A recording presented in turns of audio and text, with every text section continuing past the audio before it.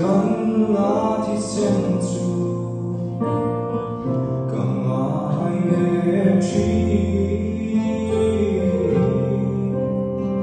thì tu ra ăn chuối để chân chúa tu ra công chúa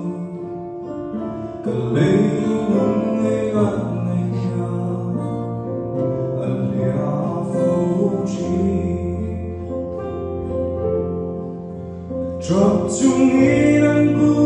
chỉ để phép chúa vui mà sẽ cho đúng mây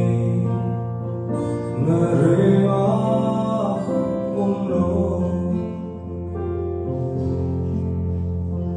Christ đã mong ấy nâng cha cỡ chúa để chúa Chúa sẵn khô về